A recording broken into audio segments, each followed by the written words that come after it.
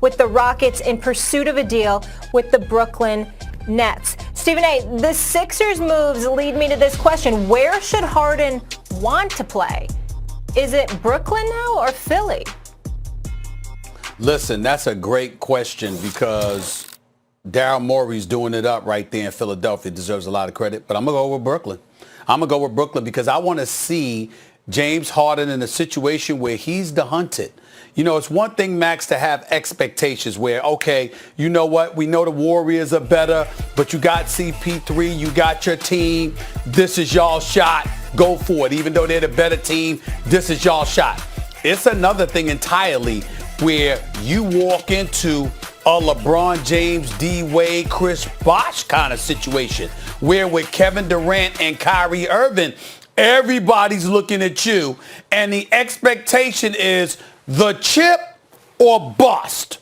The chip or bust, because regardless of what we want to say, regardless of the 27 straight missed threes by the Houston Rockets a couple of years ago in the Western Conference Finals Game 7, and the fact that James Harden wasn't hitting his threes that game, et cetera, that's one thing, but you still lost to a superior team. You had Clay, you had Steph, you had KD. They were still the superior team.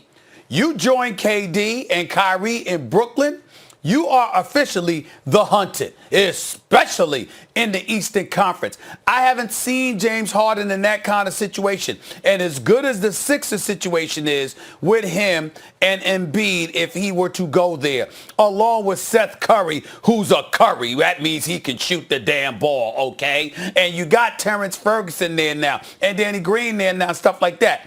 It ain't the same as Brooklyn with KD and Kyrie. I wouldn't mind seeing him in Philadelphia because that definitely would elevate their championship expectations. But I would prefer to see him in Brooklyn. I would love that big three situation just to see how they all respond to that.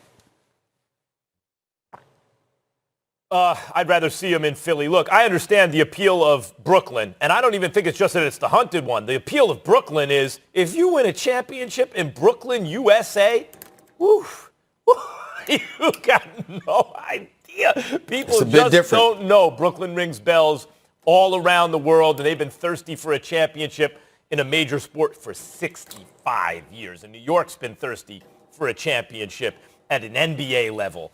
In almost 50 years. And at any basketball level in the pros, if you include the ABA in 45 years, it would be amazing. And hours away from probably knowing some of the severity of Klay Thompson's latest injury. Yeah, I mean, I'm shifting towards the trade market. You know, you go from the draft last night, and now I'm looking at what does that $17 million trade exception get you, to kind of give you an insurance policy with the news of Clay, and you also wanted to try to use that to build out your bench here. So you're looking down rosters and seeing what makes sense.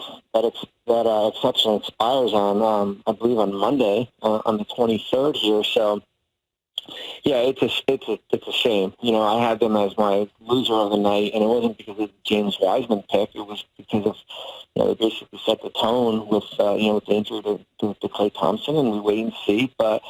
Yeah, you'll have that exception to try to figure out if you can, go out and acquire a player and trade. But from a free agent standpoint, you're looking at guys who, earn the minimum salary. You've got that $5.7 million taxable level. The shooting guard position is not a good class for free agents out there. So yeah, you went from potentially a top 4 team in the Western Conference, and now probably a team just fighting to get into the playoffs if he has a long-term injury here. How does the James Wiseman pick at number 2 impact the roster now for the Golden State Warriors? Well, I mean, it gives him a starting center right off the bat, and I think you could put Wiseman out there, when you get going in training camp and play 20, 25 minutes. I like what they did. I think they did not panic, and all of a sudden you get news that Clay's hurt, and then all of a sudden as I said last night, getting cute with your board, and you're moving guys around that you didn't have, or you're moving back, and now you got to get shooting and stuff. They didn't. They said, hey, James is the best player at number 2, we're going to pick it. We're going to deal with the Clay injury tomorrow, and we go from there. So I always said, though, Keyshawn, that the one thing you want to do, and there was a lot of talk about, do they trade the pick and they move back? I said, well, you draft these guys, and you polish them all up nice, and then let's see where they are in February or March when the trade deadline comes around, and maybe there's, when you have that and you have that Minnesota pick, maybe there's an all-star out there that you can try to go get. It was a little bit premature, so I like the Wiseman pick. I think it will certainly help, but like most of these kids, there's still going to be a big-time learning curve here. Bobby Marks, ESPN NBA front office insider, joining us here on Keyshawn, J. Will, and Zubin this morning. Who won the draft, Bobby, last night? Who got the best? Philadelphia, yeah. Sorry, Philadelphia.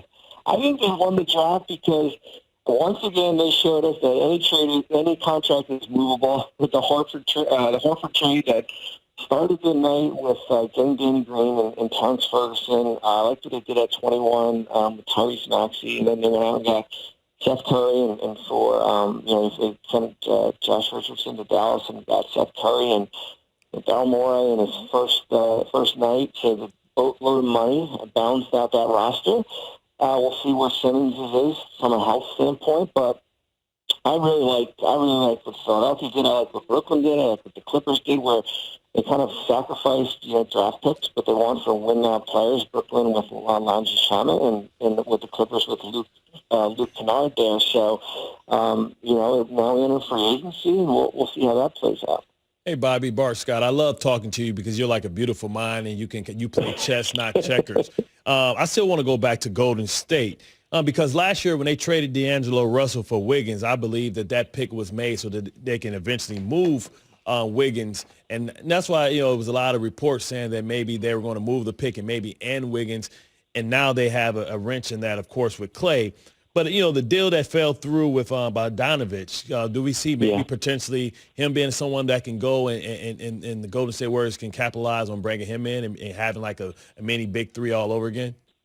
I think it's going to be a challenge with Bogdanovich just because of, you saw what Milwaukee just went through with when you acquire a player in a signing trade and he's a restricted free agent, it hard caps you. And when you have the contracts of Thompson, Curry, Green already, and if you want to go to sign and trade route, it really limits you. And I don't even think it would even work because where the Warriors' salaries are now, I think they're $15 or $16 million even over the luxury tax. So that would be in a challenge. You basically have to move the Wiggins money, elsewhere and some other pieces here, which is going to be tough to do. But yeah, this is not I call it a singles and doubles free agent class. I mean, it's not it's probably heavy at the center position, something they do not need.